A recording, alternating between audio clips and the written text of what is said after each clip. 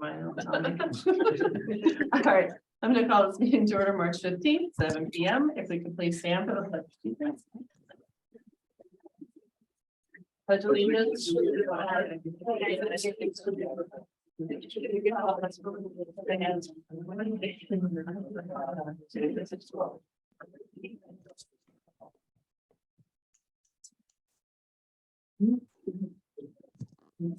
Amy, can you hear us? Yes. Can you hear me? Yep. Perfect. All right, so we have attendance, appointment of alternates. George is not with us tonight. But Laura is our alternate, so I'm gonna go it this way.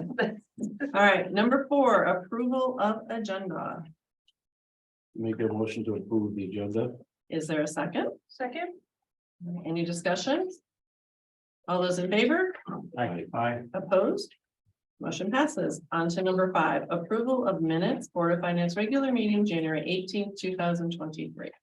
Did you see my one correction where it was December instead of January? Yes. Yes. Election. I will make a motion to approve the Board of Finance regular meeting minutes from January 18th of 2023. Is there a second? Second.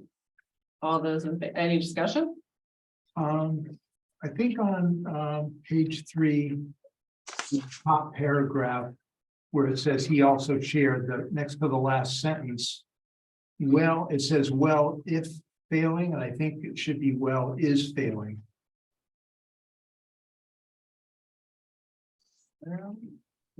Right. Oh, yeah. I see it. Okay. Right. All right, anything else? All right. All those in favor with that correction? Aye. Opposed? Motion passes. Now we are on to public participation.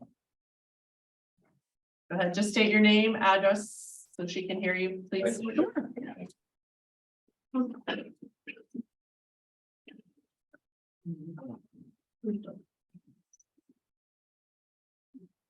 Hello, I'm Keith Agaloff, I reside at 125 Depot Street in Broadbrook, and I'm here to speak about the community center referendum resolution on tonight's agenda. I support the use of the $2.75 million in federal funds for the renovation of the East Windsor Scout Hall Youth Center, as stated in Senator Murphy's and Senator Blumenthal's direct spending request. The funding is intended to and states that it would streamline town services for seniors and low-income residents.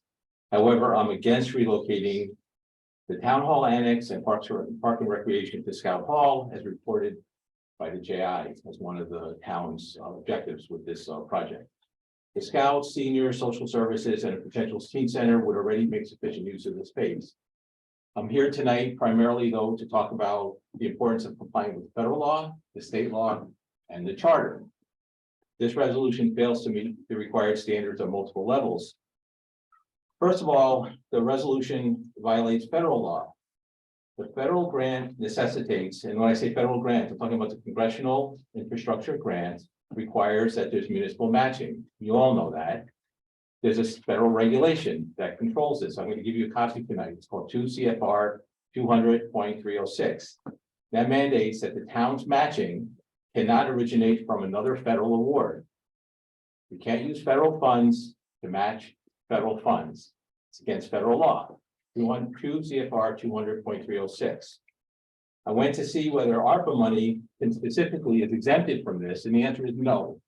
ARPA money is not exempted from the matching requirement that matching funds cannot come from federal dollars. The law is clear. You can't use federal money, which is the ARPA money, the American Rescue Plan money that we receive from the federal government to deal with COVID. Can't use federal grant money as a part of the town's matching, municipal matching, for the congressional infrastructure grant of $2.75 million that we received. Second, the referendum question violates state and local law. And this goes right to the heart of your job as Board of Finance. An appropriation, the word appropriation is a legal term. You know that. You do appropriations all the time.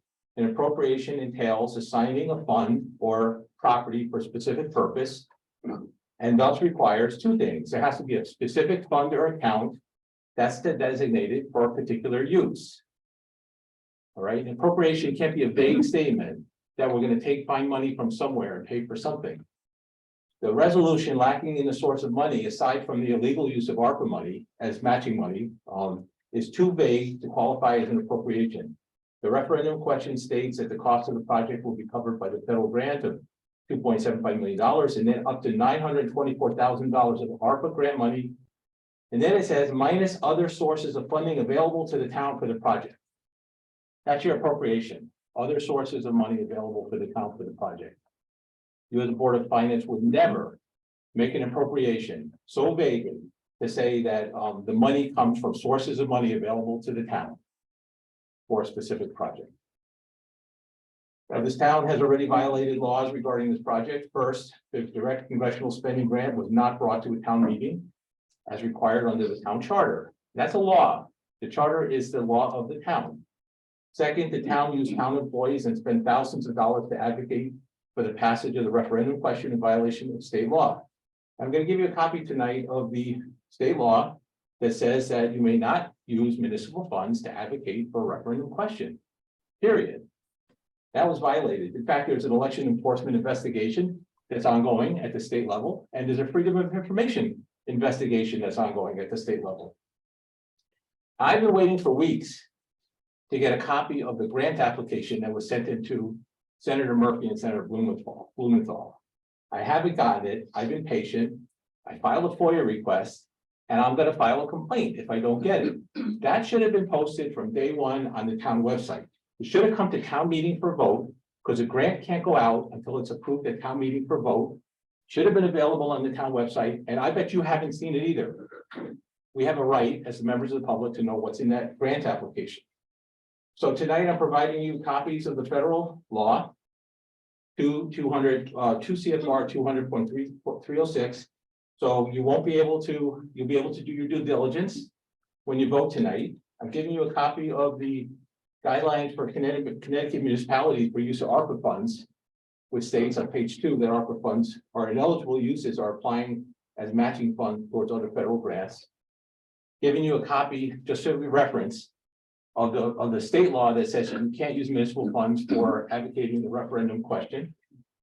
And I'm giving you a copy of my notes of what I'm presenting here tonight. I'd like to ask that you incorporate all that into your minutes. Thank you. Can I pass it up? Thank you.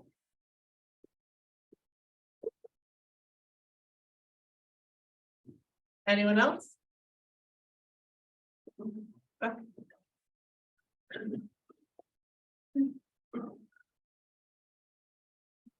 Hi, I'm Lynn Stanley from 87 Rise Street in Broadbrook. First of all, I do support community center. And I urge the town to allow everyone, including the seniors, to utilize Scout Hall now. It's in perfect condition the way it is, as far as the last time I was in the building. After reviewing the April 7, 2021 Board of Finance video, I noticed the written meeting minutes excluded a lot of information, such as the first selectman requested $100,000 to have a plan, be prepared, and shovel ready with a project for a federal grant. I noted where he mentions he wants to engage citizens in the process. Several shovel-ready projects were brought up, such as rebuilding South Water Street, which would cost about $4 million, and a few other projects. Jason also stated his ideal plan is for a municipal center where there would be benefits to move the town hall, the senior center, community services at the annex into one place, which would reduce costs by operating separate buildings and having utilities and everything in one building. And that sounds like a good plan to me. But this is not what he is doing. And the buildings are still, and the departments are still being separated out. Jason requested $100,000 so that he can pay for a professional to come in and actually do an analysis. He proceeds to provide 4 different locations, none of which are Scout Hall. The Board of Finance discussed that night the $100,000 and upon Jason's suggestion to add money to the Public Works budget. The Board of Finance members asked several excellent questions to make sure that the money was going to be used properly, so I appreciate that. But my questions are, has the Board of Finance done any follow-up? Where are the professional plan designer analysis of the cost comparatives of building it out and the cost savings dependent on the 4 different locations? I have asked and my request has been ignored. 4 locations are mentioned, none of which are Scout Hall. He mentioned the Koga property, the Broadbrook Mill, the Scantic across from the museums on the green, basically the property across from the Historic Society, and the property down in Warehouse Point. When and how did Scout Hall get added into the mix? And where is the 5th analysis of the Scout Hall location with the cost comparatives? How were the citizens engaged in the process of choosing the project and location? Why was section 10(8)(f) of the town charter ignored, which states a town meeting shall be held for the initial application for federal and state grants involving the expenditure of town funds? Why is this moving so fast? It seems the Board of Selectmen are trying to push this through. How can the April 4th, 2023 referendum question mention the use of ARPA funds when it's against state statutes to use federal funds?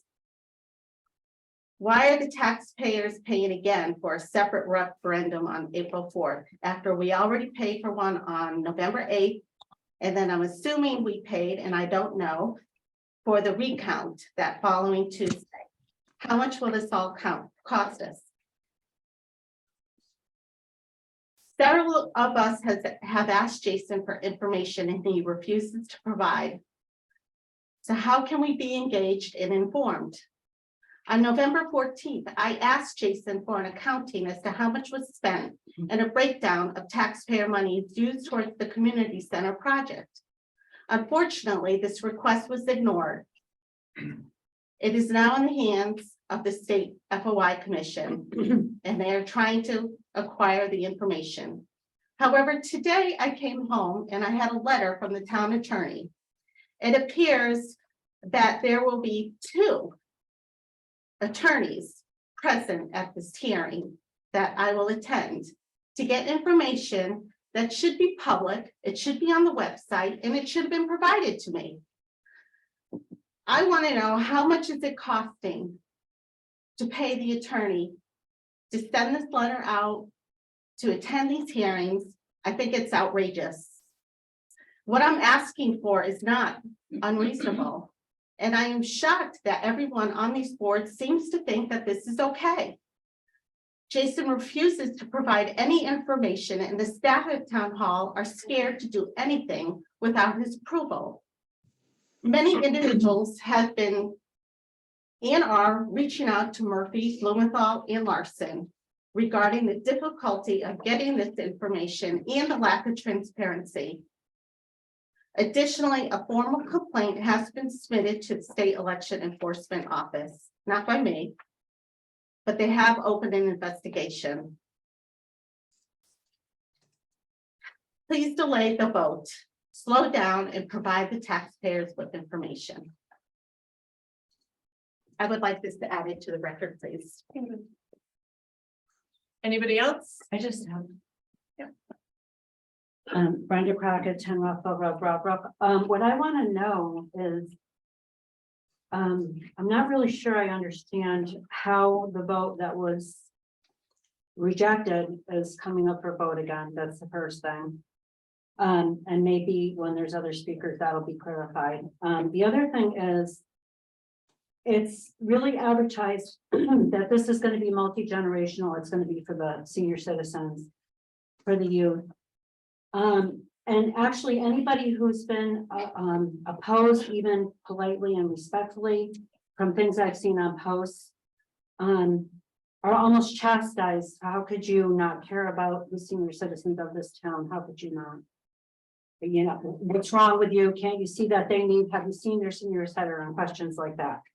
However, I came here tonight from my very good friend, my 92-year-old friend Ethel's house, 83 Miller Road, Ethel Tomalonis, who I adore, who's a senior citizen in this town.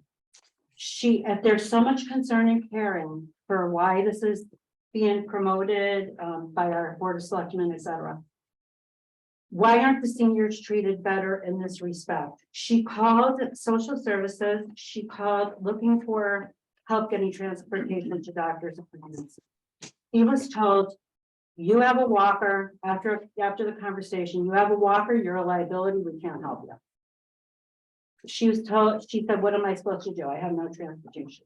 She suggested, the woman suggested, you can get publics, you know, Uber, taxi, whatever. Or you can call the first selectman's office and see if they can help you. So she did. And when she did, she was told that she always has the option of taking a taxi.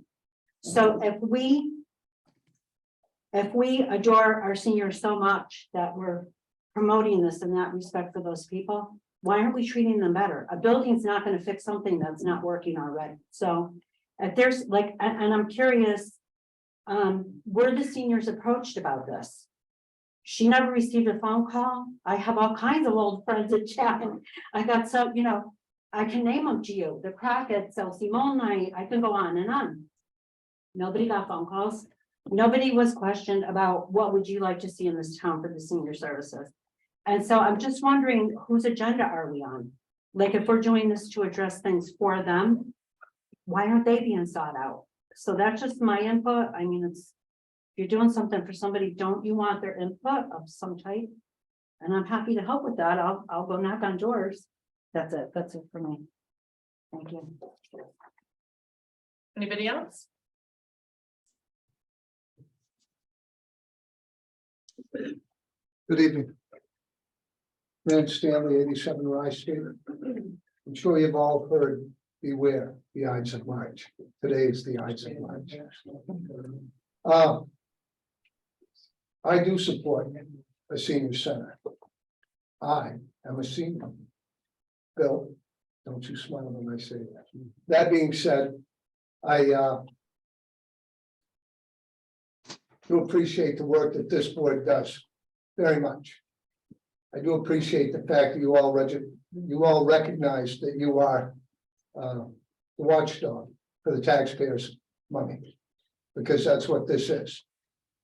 I do have a different take on the federal funding, but that's not to be discussed here or now. Okay, I think that's our great grandparents' money, our great grandchildren's money. Certainly doesn't belong to us based on the state of federal deficit. Tonight, I would request a tabling of this referral to a referendum. I find it odd that we'll be coming up shortly on a budget referendum and we can't include that in the same, if for no other reason than to save some cost. I don't understand what the hurry is to push this thing through. I don't understand the push whatsoever. I think all the facts need to be considered, not the least of which has been serious withholding of information, misappropriation of tax dollars, and the open-ended referendum question. I think those are enough to, I hope, encourage this board to at least postpone moving this to a referendum. I'd say let the dust settle. I think that would be the prudent measure. And that would be the prudent measure with the taxpayers' dollars. People are watching this issue. I know many people that feel strongly about it on both sides. Tom, I know how you feel. You know how I feel. But I too am in favor of it. We've all heard how dangerous the current scenario is down at the senior center, which has served our seniors for a number of years, for as long as I've lived in town. And if it's that dangerous, what are they still doing there? We had a former select woman that went and got a grant and an ADA accessible ramp was put in. I don't know how that ramp could possibly be dangerous. Scout Hall, as a temporary measure right now, if this location is too dangerous for them, there's nothing that would stop the town from relocating the seniors down there, nothing at all. Please, just be prudent with our money. I am very concerned that the referendum in question didn't include the phrase "not to exceed." An open-ended referendum question just lets the king dip into the kingdom's treasury for whatever purposes they can. And it tells me that the project will absolutely go over budget. But we haven't seen a budget. We don't know what it is. Right now, this board has been faced with, I don't know if it's an opportunity, a blessing or a curse, but our fund balance was way out of balance, way out of whack. And we had more money in that fund balance than we were allowed to have, so it had to get spent. That tells me we've been overtaxed. That money needs to go before the voters, and it needs to be voted on how that money should be spent. Anytime we have an excess of money in our treasury, you can almost be sure it isn't because of prudent budgetary measures by any administration, not just this one, but any administration. Please keep a watchful eye on our piggy bank, each and every one of you. You live here too. Have a wear the Ides of March. I do have something that a gentleman that couldn't make it tonight has asked me to enter into the public record. So I will, with your permission, Madam Chairman, approach the, thank you. And thank you for your time. Anybody else?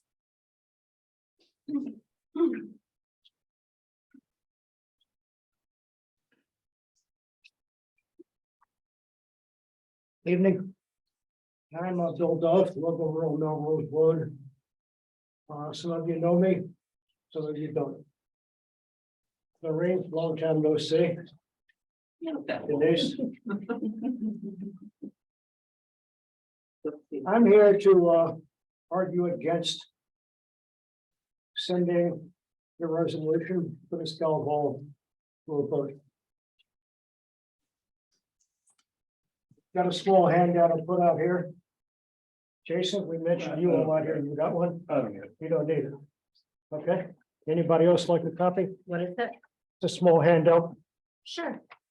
Some facts. Please pass it around. Thank you. You don't want to take it, please don't. You know, Mr. Dove, can we put them up here and they can grab them if they need them, because we're clicking down the time here. Okay, got some copies for you guys. I'll pass them out. And a few more if anybody wants one. What I'd like to focus on is something that hasn't been brought up much before. First paragraph of the handout talks about Mr. Balzo approaching this board almost 2 years ago, asking for the $100,000 for a scoping study. We all know by now we didn't get a scoping study. What we got instead of was a pretty well done set of architectural drawings to the tune of $5 million to renovate Scout Hall. Not a small renovation, a big one. Proposed to double the size of Scout Hall. 7,500 square feet existing, plus another 7,500. Being an engineer at heart, I couldn't resist dividing the numbers up. $5 million divided by an extra 7,500 square feet. Turns out to be $667 a square foot for the renovation. It seemed like an awfully high number to me. I'm a do-it-yourselfer, built my own house. Have some feeling for what I think this kind of thing ought to cost, even under municipal law.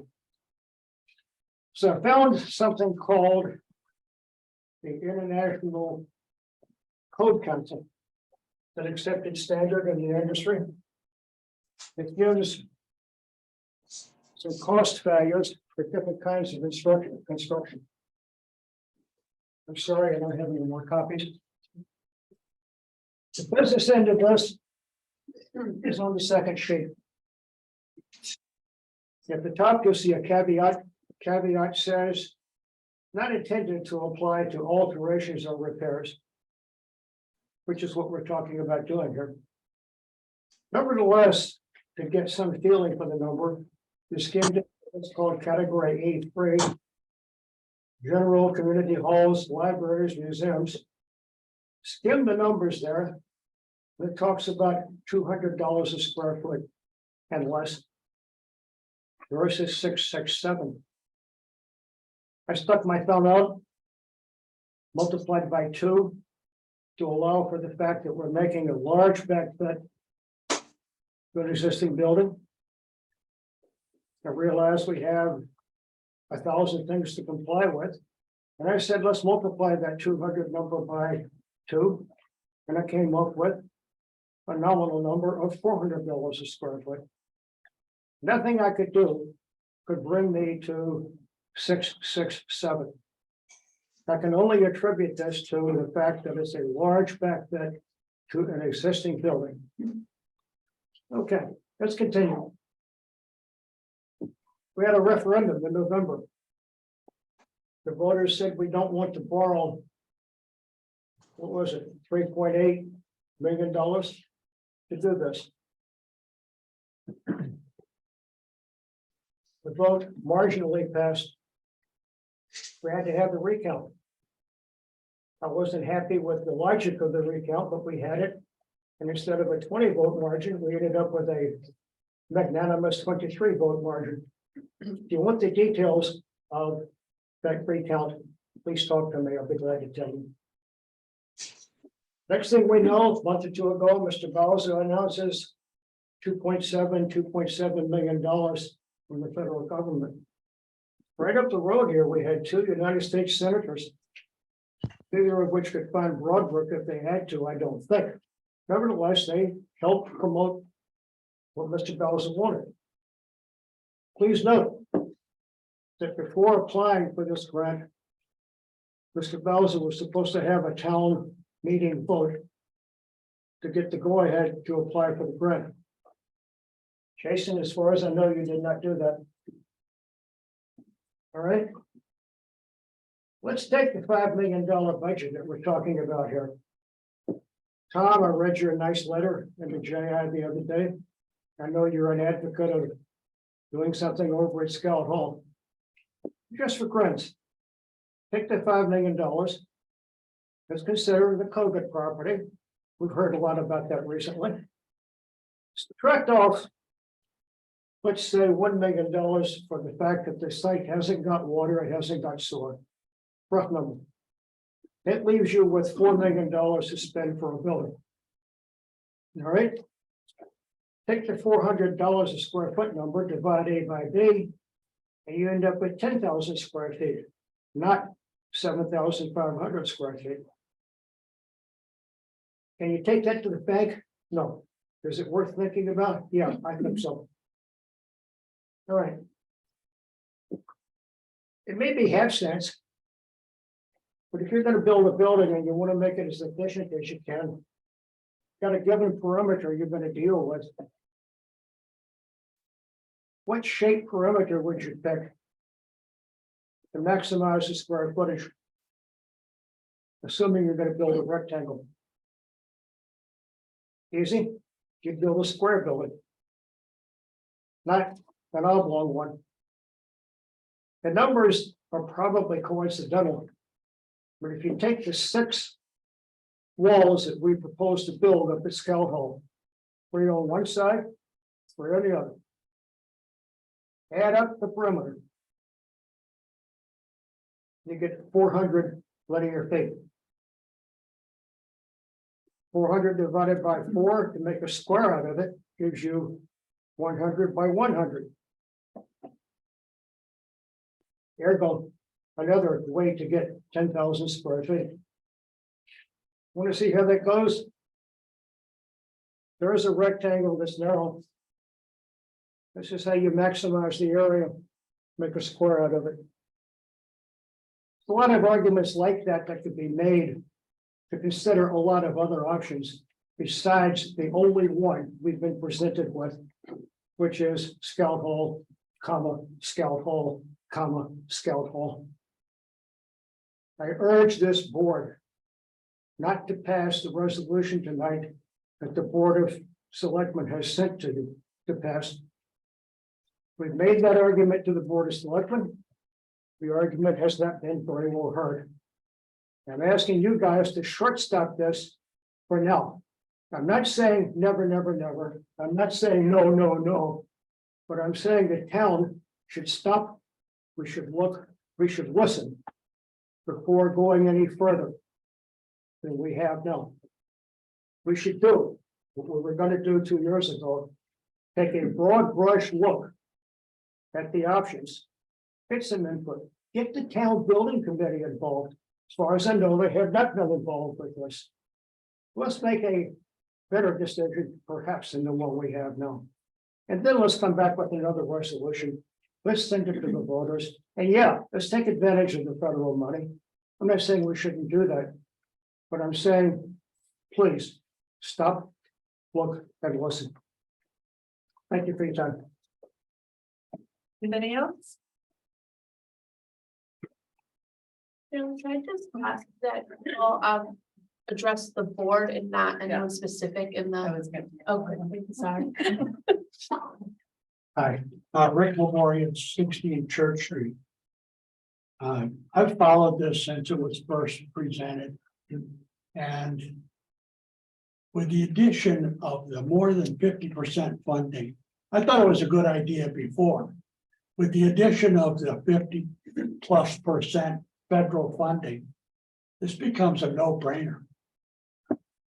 To build on one of those other sites, we wouldn't come anywhere near what we're going to gain for this modest expenditure on the Scout Hall.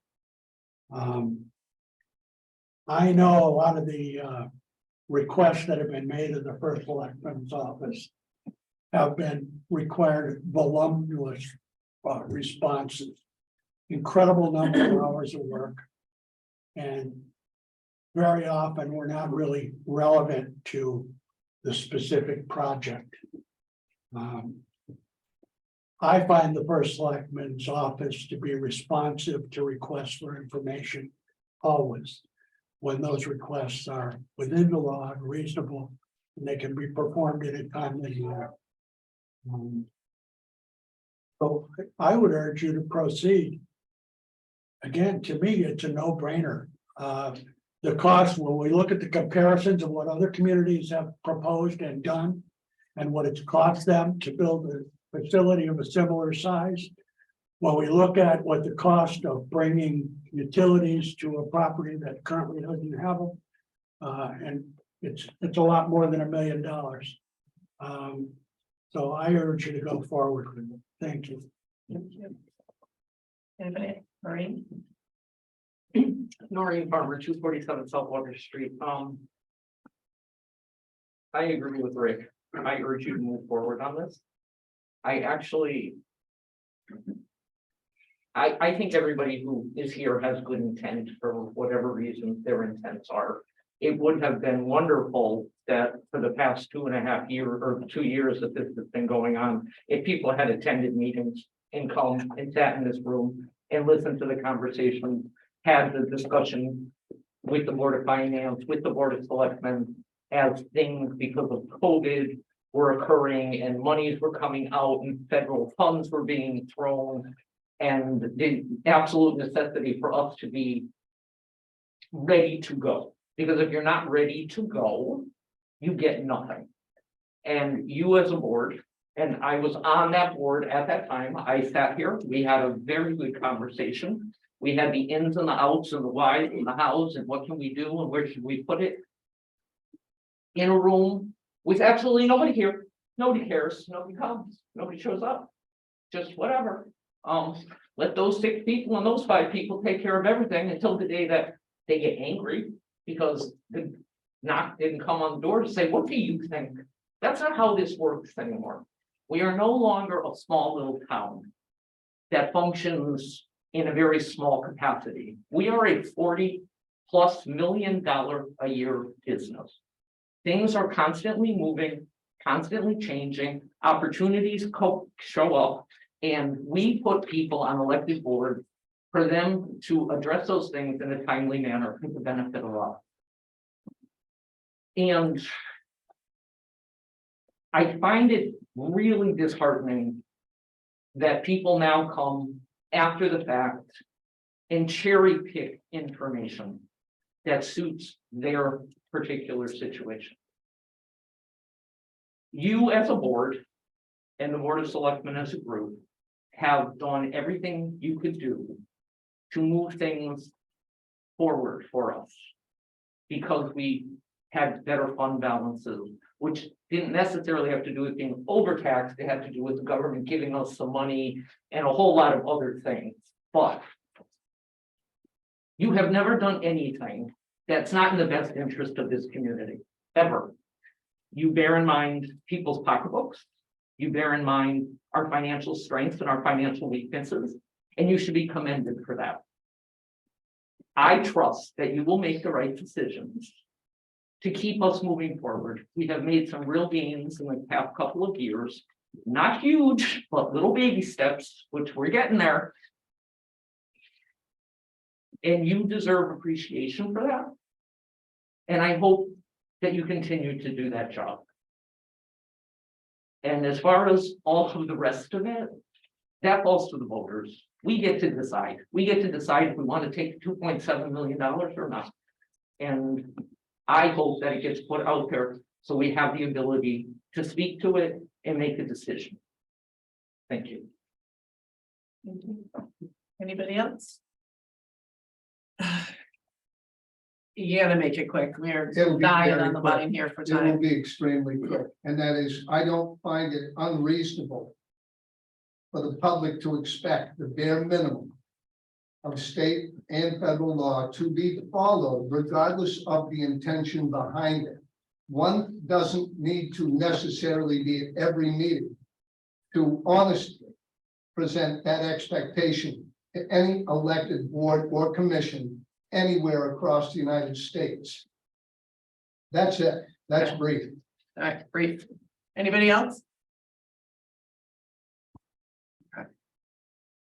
All right, onward we go. Number 7, communications. Amy, are you back? Yep, there you are. All right, I have nothing for communications. Do you? Are you there, Annie? Oh, No, I do not. okay. All right, sounds good. All right, let's move on to monthly reports, the FY 22-23 financial for town. Just gotta take this text. Go ahead. Yes, it's just what I gotta look over. So we'll start with revenue, tax collections. Is the first 3 pages. We are currently at 97.4% of 98.5% that we budget. Still looking to bring in $899,000. No significant differences in general fund, other than we got some revenue sharing money, which was promised several years ago, but I'm not sure it's not an offset to ECS because our ECS is not at 50%. And normally at this time of year, it is at 50%. Oh, also the current tax revenue of $899 that's missing. We also got $236 for the motor vehicle cap reimbursement. So that really offsets that $899 that's owed. $236 will never come because we couldn't charge our full mill rates to the motor vehicles. We had to abide by the cap of 32.46.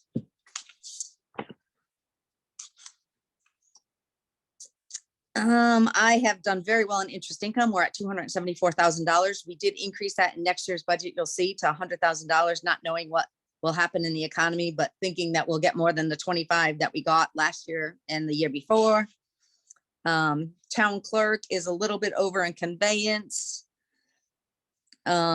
Still short in dog licenses, but most of those are June.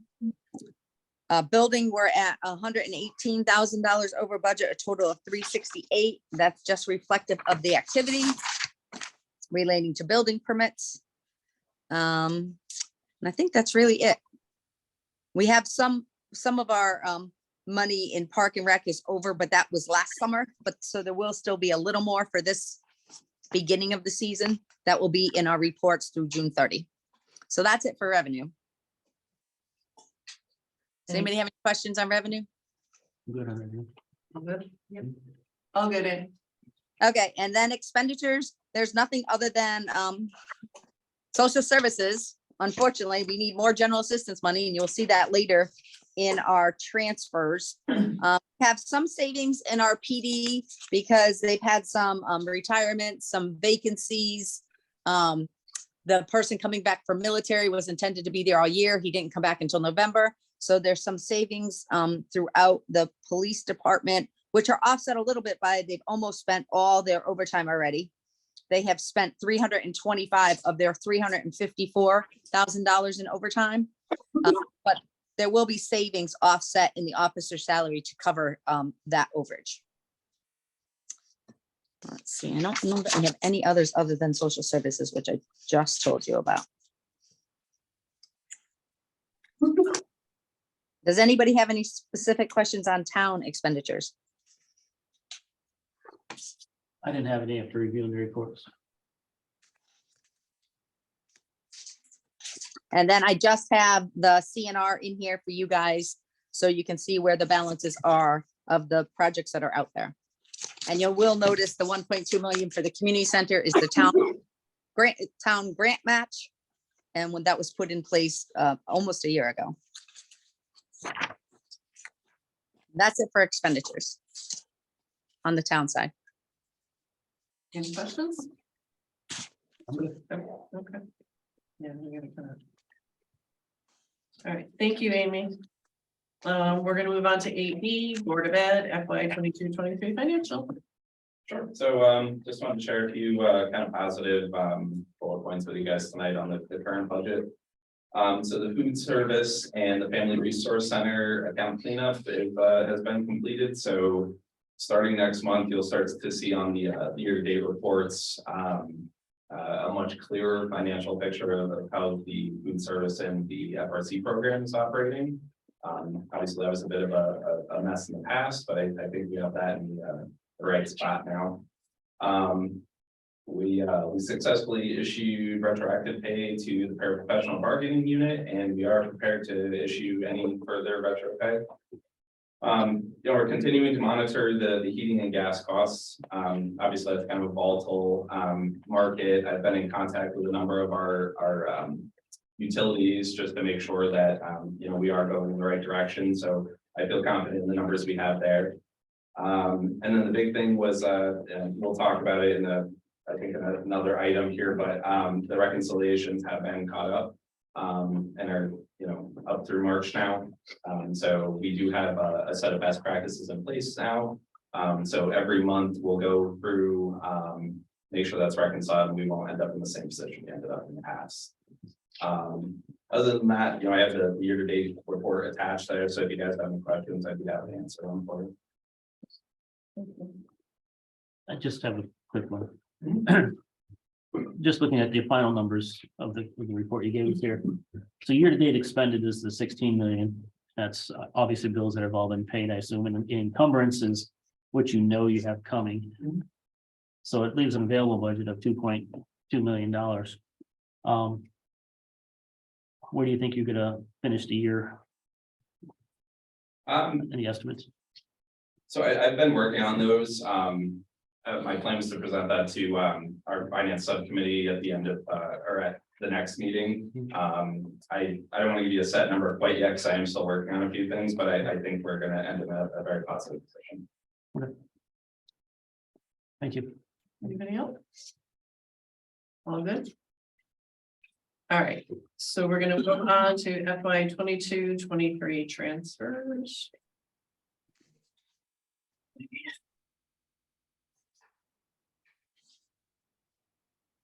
so the first one is number 28. Which is the social service request of $40,000. If somebody wants to make a motion and then we can discuss it, because I'm curious if we're seeing any light at the end of this tunnel. I'll move we approve transfer request number 28 for social services in the amount of $40,000 from debt principal to the general assistance. Is there a second? I'll second that. All right, any discussion? Is there any light at the end? So I don't know if it's Amy or Jason. I mean, it just seems we sit here constantly doing this and feeding money into this, and I know that we have to, and I know it's our obligation. But is there light at the end of this tunnel somewhere, or are we still just treading water with these? tiny homes? Yes, and no, we have people who are relatively new displacements that are coming on. We have some people who are cycling off. There was a couple that was supposed to cycle off last week, but their the landlord in their new accommodation backed out. And there is our newest, I guess, customer is they were only put on the last couple of weeks. They're cycling out on Friday. Anybody else? Yeah, I mean, do we have any chance of recovering any of this money from the landlord or the tenant? So what happens when the relocation act is triggered and the landlord doesn't assume the costs, is the town under the federal law is required to assume those costs. We then attach a lien against the property so that when the property is sold, the balance owed to the town is recovered. But that could take, I mean, could take forever. You know, that could be 30 years. So the back row answer to your question is yes, we will get it back, but it won't be. We can't necessarily say that it'll be in the short term. Now, do the tenants have to pay the landlord the rent, No, or they not paying anything on it? they don't have to pay anything. I mean, we can't get some of that to help the burden on the taxpayer? It's federal law.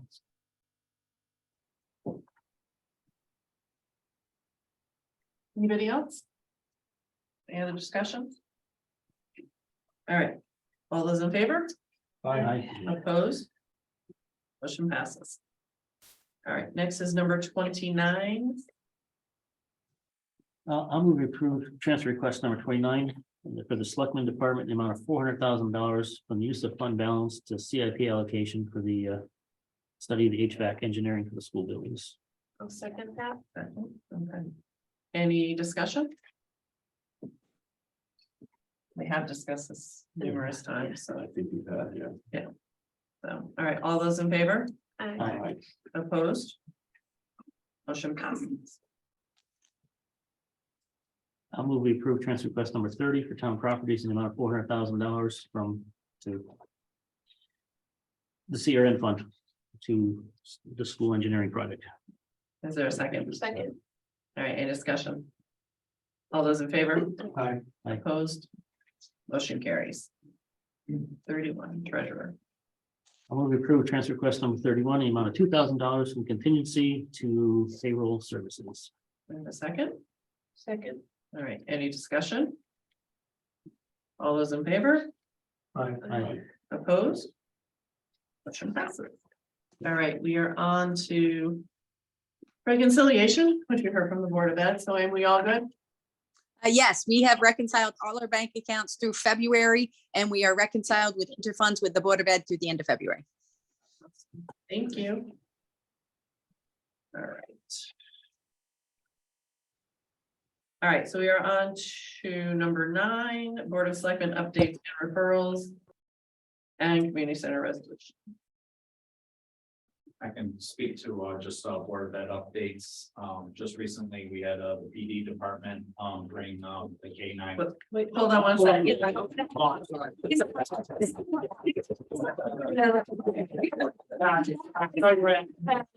was Board of Selectmen. I think it's the board, then I said Board of Selectmen. You look right. Yeah, I look at you. Unconsciously. So the Board of Selectmen has advanced a resolution under CGS 7-7, which would trigger a new town meeting and to be recessed to a referendum for the consideration of the appropriation in light of the changed federal funds. There is a corresponding resolution that's included in your packet that's catered to the Board of Finance. All of those were reviewed by Pullman and Conley, and they were drafted by Pullman and Conley and reviewed by them for legal sufficiency. One thing I would just point out that a couple people are, I think, a little mistaken about. On December 22nd, the Senate adopted an amendment called the Padilla-Cornyn Amendment, which is an amendment to the omnibus budget that was passed by Congress the next day. And in that, it specifically allows for ARPA funds to be used as matches for other federal grants.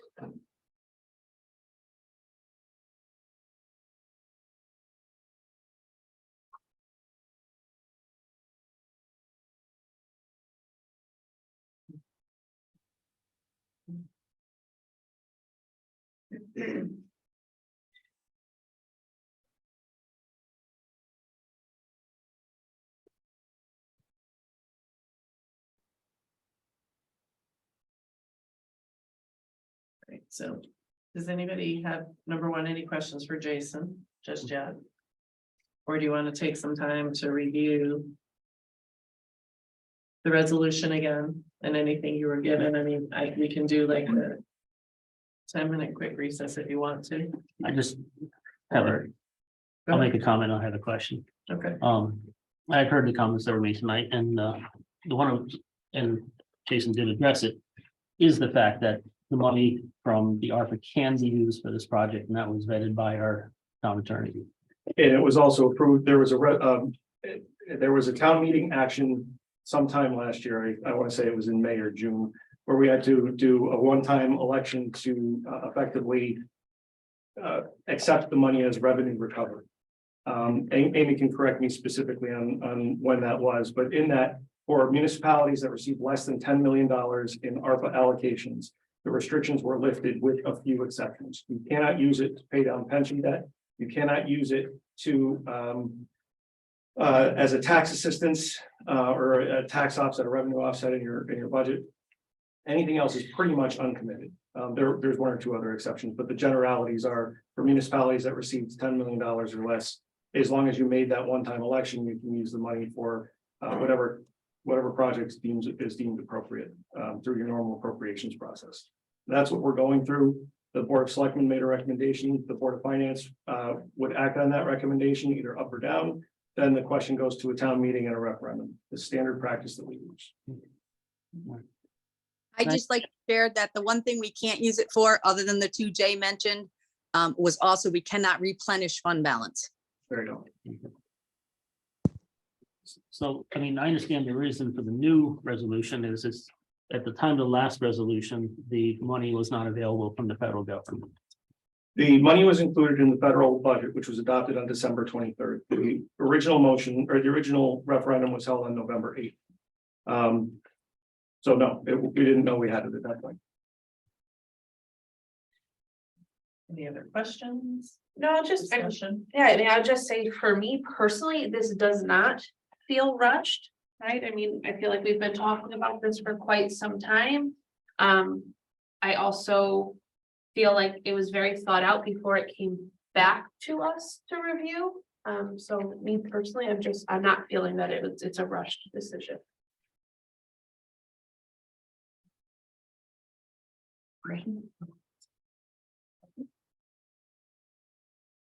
All right.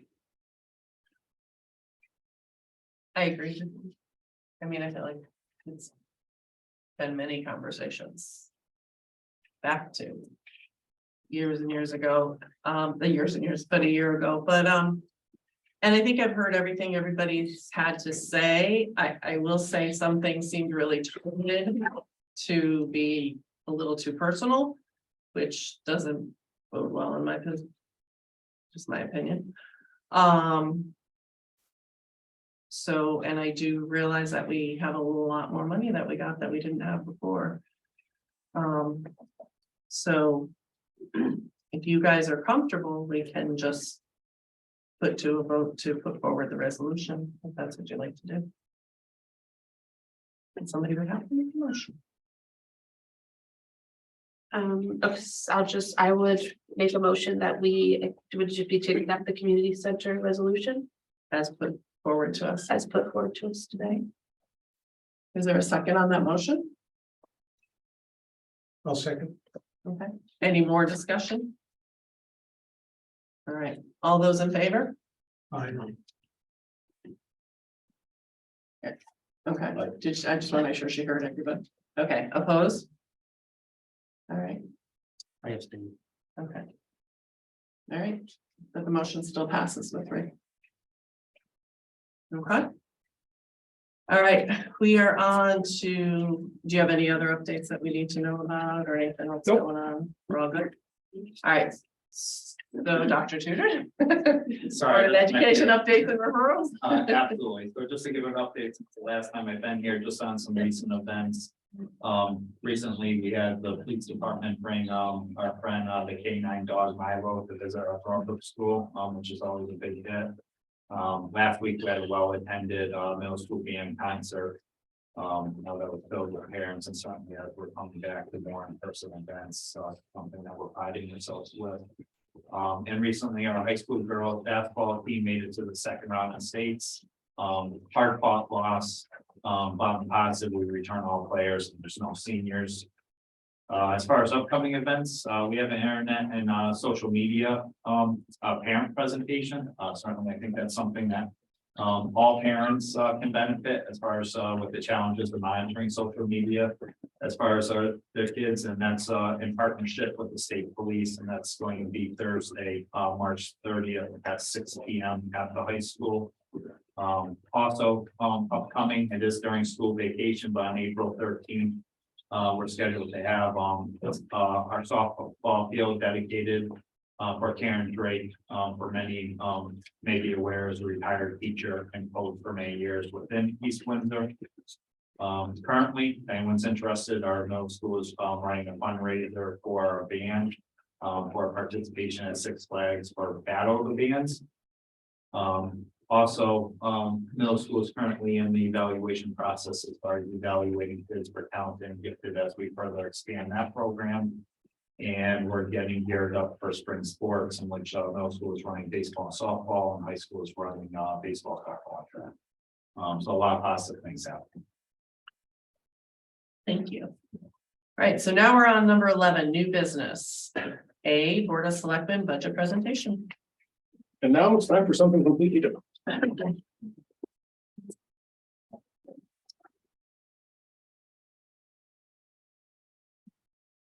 We just sit now.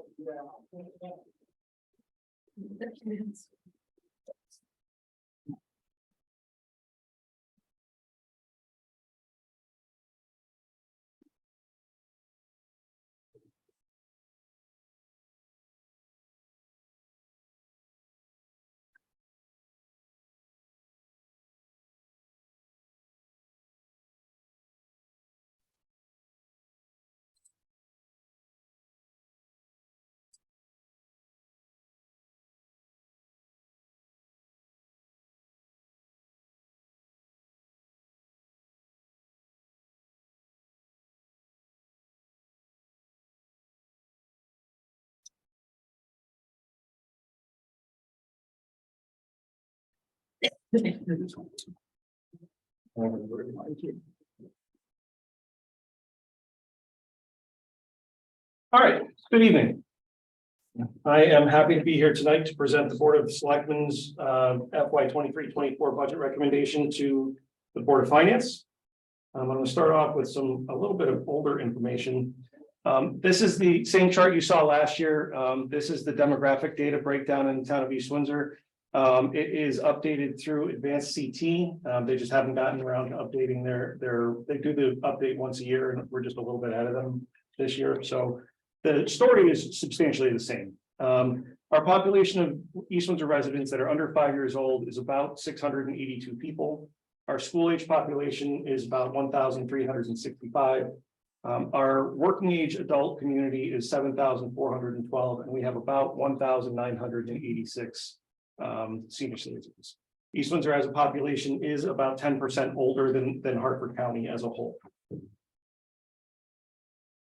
This is called, or when it catches up, this is called a mountain chart. And what this shows is where the total budget dollars on the town side and the school side have gone over time. The shaded area that you see reflects where budget dollars would go in the next fiscal year if the budgets presented by the Board of Selectmen and the Board of Education were adopted. This data shows growth in our grand list over time. Since I took office in 2019, the grand list has grown by nearly $80 million, an 8% increase in taxable property, which includes real property, personal property, and motor vehicles. That is an apples to apples comparison because it's all based off of the 2017 revaluation. As our tax base grows, that equates to less of a burden that's being asked of individual taxpayers to provide, or existing taxpayers to provide for existing services. For the next fiscal year's proposals, the distribution of appropriated funds is 60% for the Board of Education and 40% for the town government. This is historically consistent with the distribution of local government funding in East Windsor, and it remains what's being put forward in our proposals in front of you now. This slide shows the distribution of funds by cost center of where we are recommending funds be appropriated.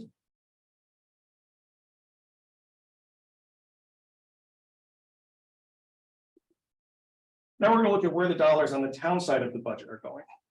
As you can see here, the distribution of funds between cost centers is pretty static from this year to next. There are a couple of changes that I'm going to highlight as we go through. This chart shows the proposed funding distribution by cost center and town government relative to current year funding levels. So the blue is the current year, the orange is the proposed year.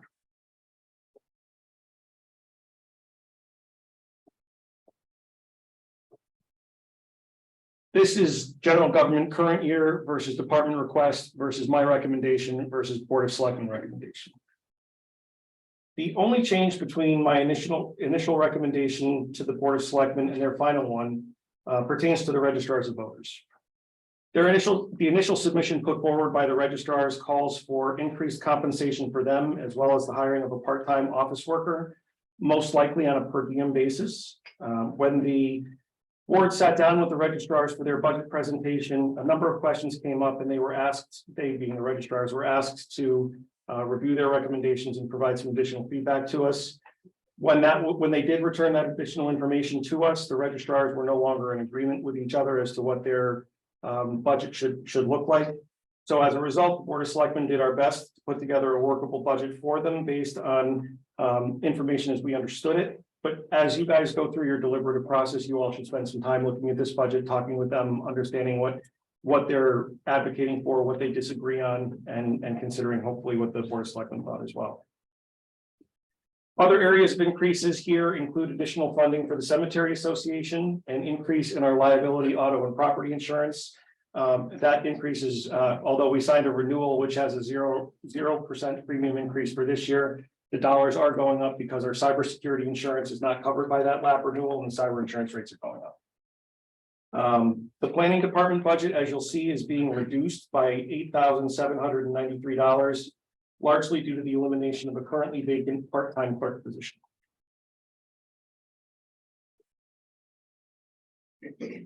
This is public safety, again, current year versus department head request to First Selectmen's recommendation to Board of Selectmen's recommendation. The recommendations in the public safety departments are all in the building department, although that department is still increasing significantly over the previous years from what their request is. So you can see FY23 is current year. The building official requested an addition in funds that I ultimately reduced, although he's still getting more. The request for the increases there covers the salary of the new building official, as well as increased funding for professional services, supplies, and dues and fees. Those functions have been pretty significantly underutilized until Ken was hired. I'd also like to say that he is doing a fantastic job catching up on issues in town that had gone unattended to or ignored for a number of years. Otherwise, the requests from the police department, police commission, and communications departments are all put forward as submitted by those department heads. This is Public Works. Public Works consists of DPW, town property, sanitation, road improvements, and the building commission. Starting with DPW, you will notice an increase in funding in their full-time salary line, which is reflective of the new split funded position resulting from the MOA between the Board of Selectmen and the Board of Education for grounds maintenance. You will also notice that the Board of Education funding offset is in the succeeding line. There also was savings incurred in the part-time salary line to make up for the difference in the new split funded position. In town property, we're recommending an increase in vehicle maintenance of $10,000. Hydrant costs are going, those rates are set by the Connecticut Water Company, and their rate increase came through after the initial budgets were submitted. That hydrant cost line will go up by $42,000, and our oil and heat is expected to go up by $10,000. Electricity and streetlights are slated to come down, largely through the continued utilization of LED lighting. Sanitation is going up by $53,000. I know that's a favorite of Geraldine's. This is the result of an ongoing contract with them, but I do need to stress, we have a very, very good deal in comparison to what other municipalities are paying for disposal costs. Our tipping fee is going from $93 a ton to $97 a ton. And when I'm having conversations with colleagues at CCM or CROG, they're saying, I can't believe we're going to be paying $127 a ton this year. What are we going to do? And I slink down and don't say anything because I don't want anybody to know the deal we have.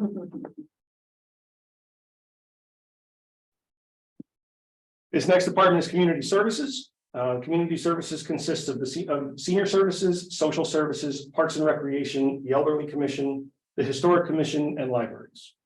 My initial recommendation to the board was to combine senior services, social services, and parks and rec into one community services department because they're managed by one person, although she is currently managing them in several different places.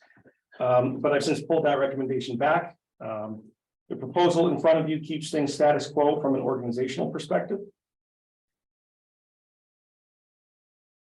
In senior services, the budget seeks to eliminate the funding of a part-time administrative assistant position and upgrade the senior center's nutrition site manager from a 25-hour-a-week position to a 35-hour-a-week position. The upgrading of the position can be done administratively within the confines of our current budget. It likely will happen prior to the start of the new fiscal year, but the funding reallocation should be represented in the budget to represent that increase in or change in working conditions. While not a big dollar amount, and you guys kind of hit on it already, I do want to note that we are increasing our general assistance line in the social services department by $4,000. That will do nothing in terms of addressing the large issue that the Relocation Act has placed on us, but it does indicate that there is an increased demand and likely to be a sustained demand for funding for general assistance.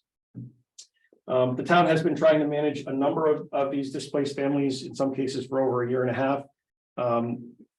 Two of the families occupying 3 of the rooms we're currently paying for were displaced in the Church Street fire a year ago.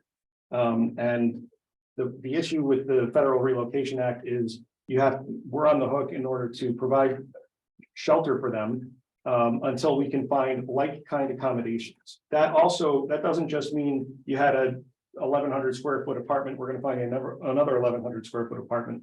But if you were paying $800 a month in rent, we have to find you another apartment where you're paying $800 in rent. And that just does not exist. So we're not alone. This is something that comes up in statewide conversations, but we're stuck. It's the federal law. So our recourse is to try and recover that funding through the lien process. Let's see. That's all I want to cover here. Education, Dr. Tudrin, I understand, has a puppet show. He's doing it. Is it a puppet show, Patrick? Oh, it's a video. Okay.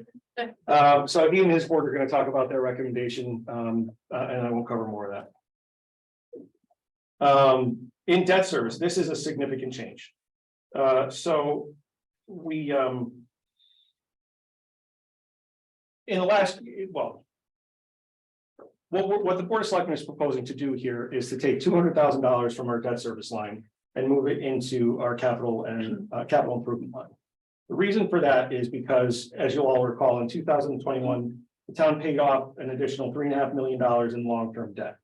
That added appropriation saved the town hundreds of thousands of dollars in unaccrued interest and still provides us access to a significant amount of bonding capacity when we're ready to go out and bond for a new roof on the school or whatever the project is, a new radio system. What we are proposing is to relocate a portion of that debt that is now unencumbered debt service out of this department line and put it over into CIP. By doing this, we'll be able to contribute more funding to capital improvement projects while keeping the funding available to be transferred back to debt service from CIP in the out years when we are ready to go out to bond. Relocating some of those debt service funds to this department also keeps it away from long-term operating obligations like salaries and benefits. So it's a way of keeping the money that is in the budget, using it in a better way and keeping it available for when the community need is there. As the budget process moves along, this is an interesting chart. If you see the steady reduction between the department head, the board of selectmen, and the board of selectmen, that's reflective of the updated renewal amounts that have been put forward in our health insurance. When we start the budget process in January, the first notice that Amy and I got is that everybody who's a participant in the Connecticut Prevention Partnership Plan 2.0 should be expecting renewal notices somewhere between 8 and 12%. So that's a number that neither Amy nor Patrick nor I are at all happy to see when we get. But as the spring rolls or as the winter rolls along, they refine that number down. So the second update they provided to us is it's not going to be between 8 and 12%. It's going to be between 8 and 10%. So we adjust our assumptions down when I have to submit my budget. They've continued to provide further updates as the spring goes along, and now they're saying it's not going to be between 8 and 10%. It's going to be 8%. So that's not a fixed number yet, but we continue to make adjustments in our health insurance line to represent what the latest information we have from the Office of the State Comptroller is. And from their insurance provider. Can I ask a question on health insurance, Jason? Sure.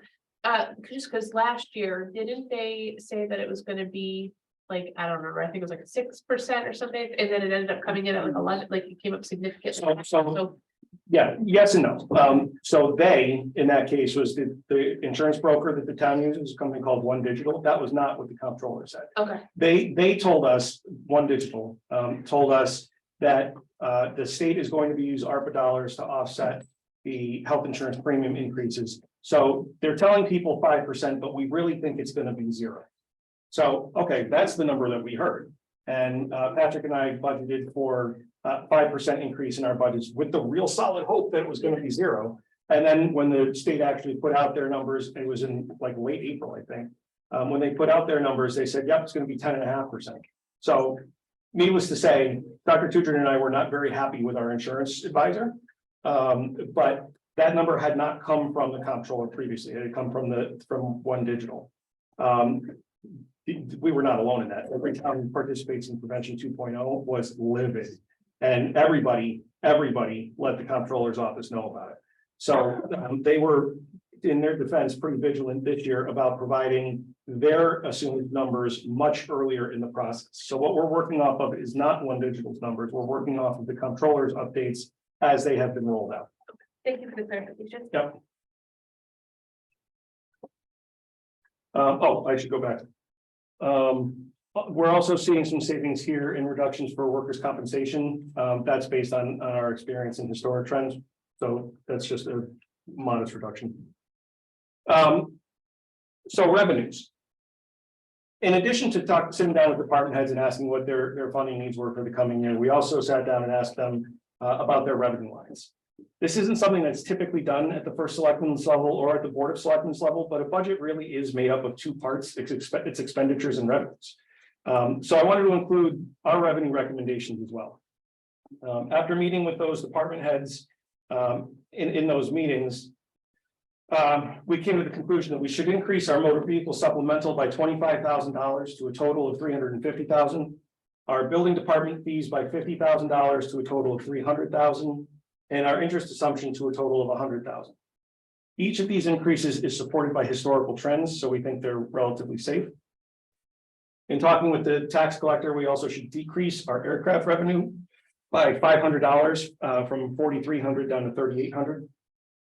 And the town, as has come up a couple times tonight, also has historically used our undesignated fund balance to offset property taxes, at least to a degree.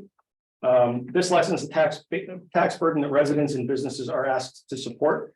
It is also the only way that we can directly return monies in the undesignated fund balance to taxpayers. So because of the overall health of the fund balance and in light of the pressures that households continue to experience, from inflation to heating costs to, grocery bills to everything.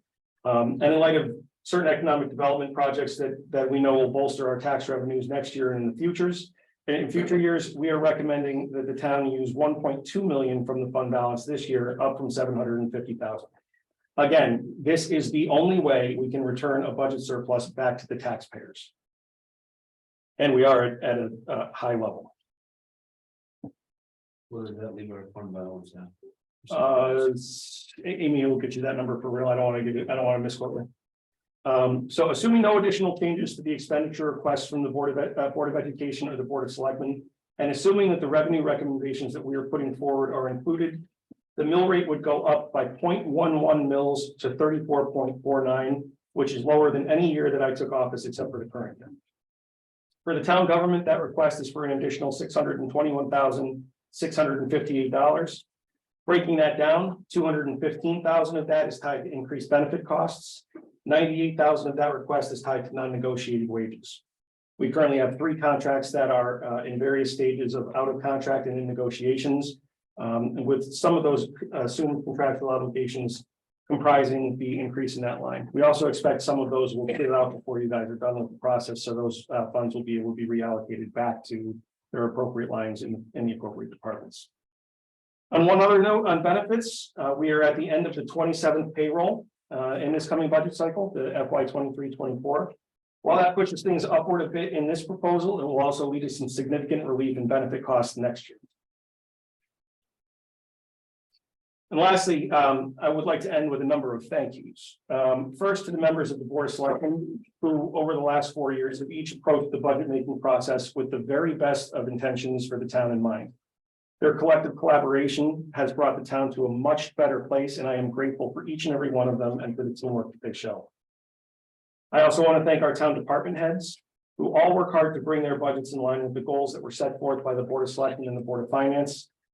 They put together reasonable proposals that keep costs low without compromising needed services. I thank them for their continued hard work and for their dedication to the town of East Windsor. And finally, as always, I want to thank Amy O'Toole. The final product of the town budget is largely due to the skills and the vision that she brings to this process. I appreciate her work. I appreciate the opportunity to work with her, and I think we're better off for having her. So with that, if there are any questions, I'll take any questions. Otherwise, Patrick can get his puppet ready. Not yet. Okay. Anybody else? Did I ask it already? No one in order. I don't know how to work this, Patrick. Oh, as far as, Hit Google. I don't know how to get this showing and then into presenter view.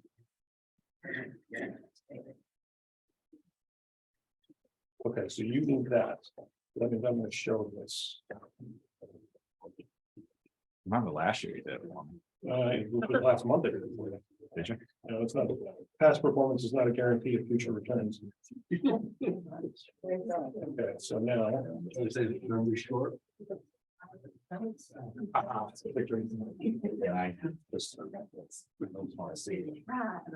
Oh, look at that. Great teamwork. Good evening. I'm happy to be here on behalf of the Board of Education, myself and the school system. Each of you should have a folder. Within that folder, you have our budget booklet that myself and the Board of Ed worked hard to put together. I will refer to that booklet from time to time. I will say it's also on our website, both on the Board of Ed tab along with our main page. And then also after today, I'll have this presentation on our website as well, so it can be accessible. I will say there will be some links on the presentation, but those will be accessible online. A couple of things I just want to highlight before I kind of jump into the presentation. The presentation itself is not a dollar by dollar breakdown, but rather an overview as far as the proposed budget in each department. And then with that, I'll just get into it. That's okay. So I can tell you as far as the priorities within the budget is driven by our strategic plan. We are in our second year of the strategic plan. It's based on 4 goals. On the link below is in the plan in its entirety. What I can tell you is that goals 1 and 2 focus heavily on academics and career pathways, which is directly tied to our portrait of a graduate, which I can tell you is a product that was put together and developed in collaboration with various stakeholders, including school and family stakeholders, as well as community members as well. When we look at our portrait of the graduate, that highlights the attributes developed upon the K-12 experience in East Windsor Public Schools. It also highlights our vision of what the K-12 experience here in East Windsor and the quality of student that is produced from that experience. So with all that taken in mind, we kept those priorities in mind and with putting together this budget proposal. So with that, if you look on page 6 of the budget booklet, this is directly pulled from there. It gives each individual cost center along with what was approved with the current FY23 budget to what's being proposed for next year's fiscal year 24 budget. And then as far as dollar amounts, what that totals in dollars as far as increases or decreases. And then what is the percent of increase or decrease to that specific department. One thing I do want to highlight is this is all based on local dollars. So it doesn't take into account as far as grants and other revenue sources.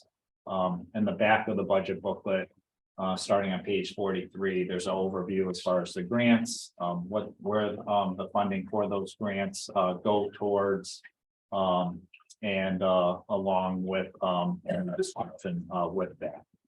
So kind of just give a further example as far as the local costs. A good one to refer to, an easy one to spot is if you go to like the middle school worksheet on page 12, you'll see somewhere in the middle of the page, you'll see 3 middle school tutors, and there'll be no cost assigned. So I can tell you, we do have 3 middle school tutors. They do have salaries, but the salaries are completely offset by grants. So because it's completely funded by grant, there's no local costs associated. Therefore, you won't see a dollar amount there, but you will see the number as far as FTEs, as far as full-time employees. So another example is on page 18, we have a special ed supervisor in the current FY23 budget. That salary is partially offsetted by a grant, so it's not the entire salary. However, that's an expiring grant that expires at the end of this year, so you will see an increase because there is no grant offset for FY24. So those are just 2 examples specifically how it can impact salaries when you're looking at the full-time employees. Another thing I just want to bring to attention as far as just adding further clarity is I just want to bring attention to both the special ed and district-wide cost centers. So if you look at special ed, it'll indicate almost $147,000 increase at a 2.19% increase. Special ed is heavily offsetted by special ed tuition revenue, in which we receive through the Hartford Choice program. So we have students that attend through the Hartford Choice program. They may have special needs. We provide the service and then we get reimbursed for the cost. In past years, that revenue source was used to offset medical insurance, which we would then in our district-wide cost center. It's a special ed revenue due to a special ed service. We felt it was most appropriate to offset special ed by that. So that is a change in next year. Like if you look in this current year, I know Ryan just gave the financial report, but currently that offset is in district wide. Next year and years going forward, we would show that offset in special ed. However, if we continued with past practice, what you would see for special education is just over a 14% increase in the tunes of I believe it's just over 944,000. And you would also see a decrease in percent and dollars, a significant decrease with district wide because of that offset. So that offset is almost 800,000. So just to bring attention to those as far as current budget and future, but also explaining why we're doing it and why it's most appropriate. So moving on. So the pie chart breaks down each department as far as the proposed budget and as far as the percent. So within each department, salaries are embedded. So like in technology, nursing as far as health, teachers, pairs, staff, they're all within the individual location of the department. If we pulled salaries out by itself, salaries do make up 71% of the overall budget. But within each cost center, they're spread out. And so they're embedded as you'll see going through the budget booklet. So one of the major factors as far as contributing to the proposed increase as far as what we're requesting is a 3.98.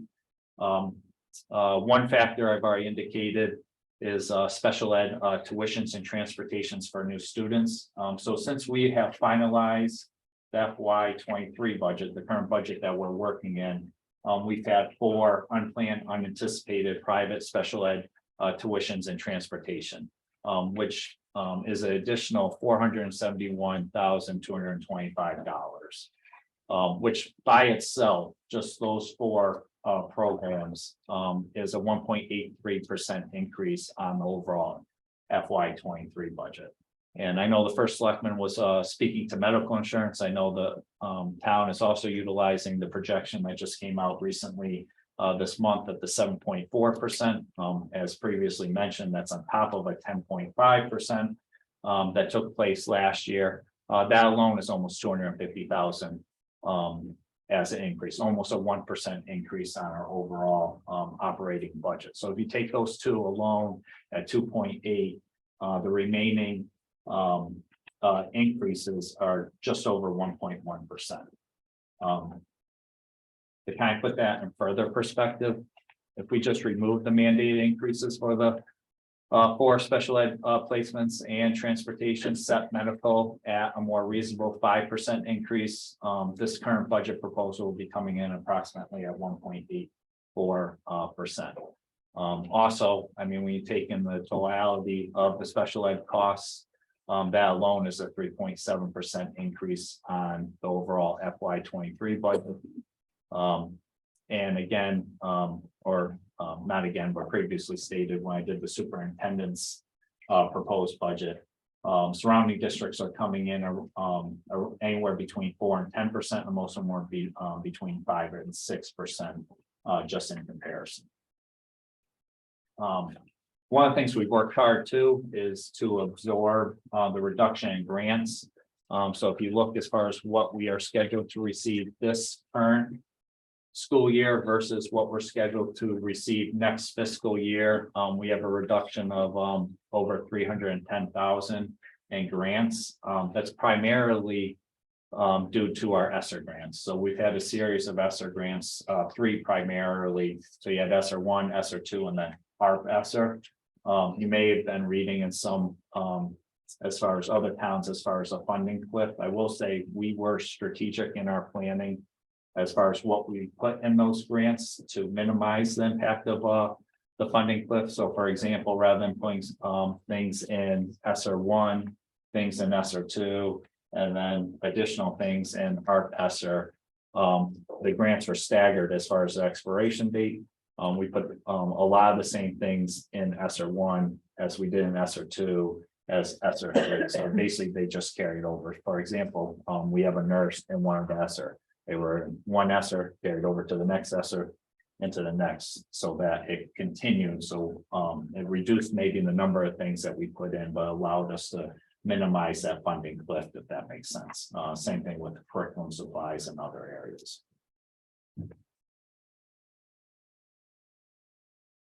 So just in conclusion, our request is coming in at 3.98%. Again, most surrounding towns are between 5 and 6, and this includes a reduction in grant funding and significantly high increases in special ed and health insurance costs. And then when you take that, what does that look like and what does that allow us to do within our classrooms and within the schools? What I can tell you is at a Broadbrook school, we are in year 2 of implementing a new math program. We've implemented 2 new literacy programs that allows us to continue those programs and to continue to expand on that, along with strengthening our tier 1 classroom instruction. At our middle school, it allows us to continue to expand our talent and gifted programs. It allows us to maintain our after-school programs, our middle school sports, continue the work that we're doing in chorus and band, and again, strengthening our classroom instruction. At the high school, we currently have 12 advanced placement courses. This will allow us to hopefully expand offering advanced placement into the arts as well. This also allows us to offer business offerings, which we currently do not do. Again, strengthening our classroom instruction, and allows us to continue to make the progress that we're starting to see. So we are Alliance District, in a very brief kind of description. It's districts with similar student demographics. There's over 30 Alliance districts, but that's usually essentially the districts that we get compared to. And when you look at our growth rate, so it's not our achievement rates, but our growth rate among Alliance districts, we made the 2nd highest growth for English language art, and we made the highest growth in the area of math. When you look at our SAT scores for grade 12, we went below the state average to above the state average.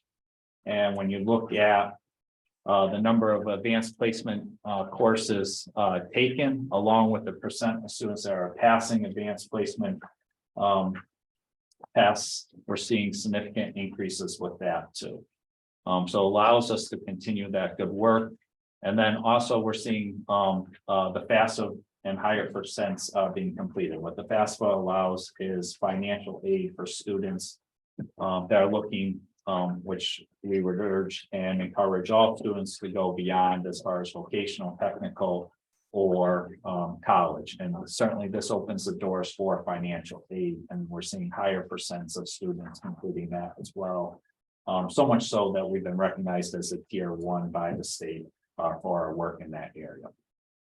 It also allows us to continue to grow our community and civic engagement, our mentorship programs, and continue with school culture.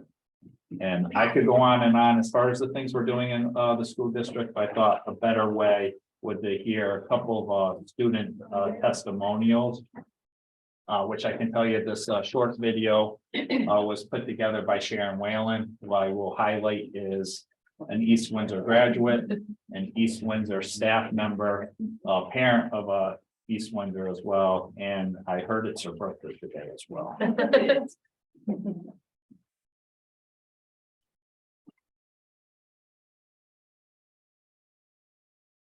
So,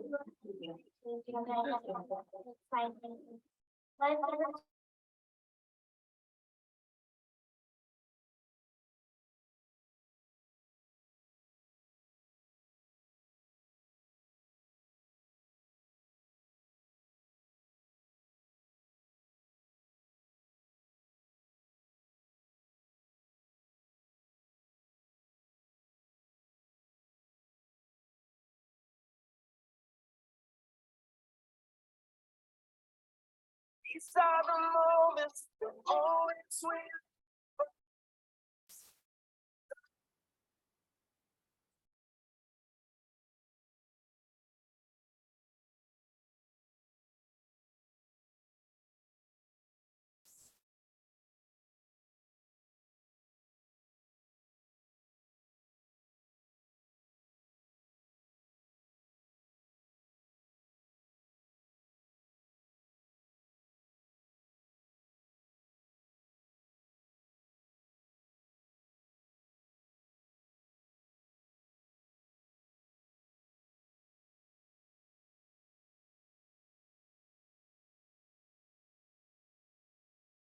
is what if.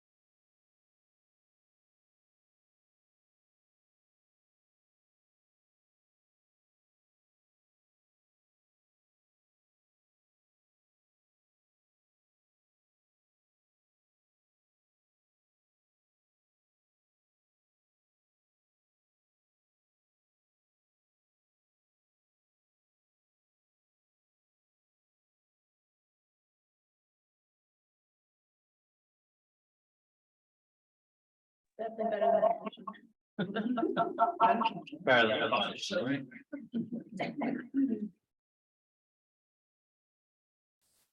So we're on to 11C. I joked because I was intimidated. Look at me, give me that.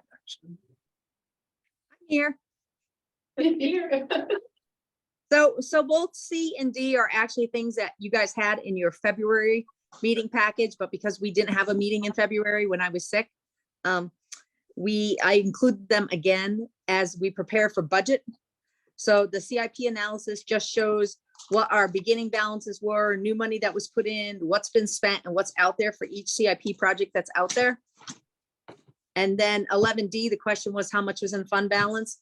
With the allocation of that $400,000 for the engineering for HVAC at the schools, we are currently at $7,935,406, which is 18.97% based on fiscal 22-23 budget.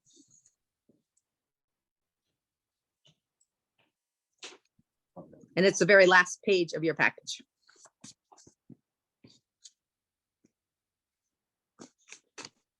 Any questions? All right, brings to number 12, unfinished business audit RFP status. And I'm gonna have to ask Jay, did we get any RFPs? They were due Monday. Yes. Oh, good. Phew. One. I don't. No, we got two or three. Okay.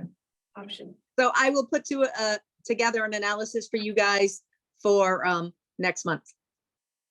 Thank you. Thank you for being here, Amy. Via Zoom. Number 13, board member comments.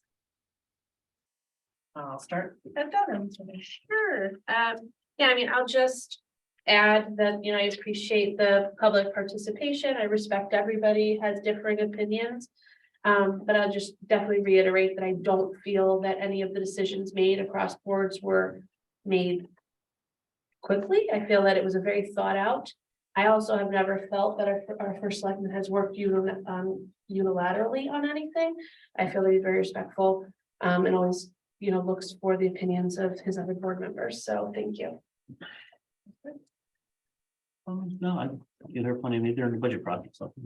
Okay. I'm looking forward to the budget process, if we can do well. Yeah, for me, it was nice to see the Board of Ed presentation and the students' comments. One thing that's always concerned me is seeing all the good work that we're doing and some of the increases in test scores. I don't know if those are always getting out to the public. Because I hear comments that, our test scores are mediocre, our expenses are above average, and then I see the great work that we're doing. And I wish there's a way we could have more of the town see those increased scores and applications for FAFSA and things like that. They're, to me, are an indication that things are getting better. So don't know if there's a better way to distribute that, but I wish more people could see that other than just the folks in this room tonight. But thanks for all the work you've been doing. Appreciate the feedback. Then we will move on to 14 upcoming. Carolyn, can I do 3 things? Yeah, Your guys' budget books are in the resource room. yeah, I saw 'em. And then there's also revenue estimates in section 7. It's the Munis report with the comparative of the last 3 years' history. And I left the transfer form for you to sign. I already did it. I. Oh, perfect. Did you put it back in my mailbox? I will, Thank you. I promise. All right, number 14, upcoming meeting dates. Budget public hearing will be March 22nd. Then our workshops will be March 22nd, 23rd, 28th, 4/3, 4/5, 4/10, and 4/12 at 7 p.m. if what- we're needed at all. What time is the public hearing? That's 7 p.m. It is a day. Yeah. Gotcha. All right, thank you. All right. All right, and number 15, a motion to adjourn. I'll make a motion to adjourn. Second? All those in favor? All right, and I know we're not opposed. Get a vote. and Thank time- you. Vote and time. Adjournment for the record. Oh, 7. Did you vote? Yeah. Or 8:42. 8:42.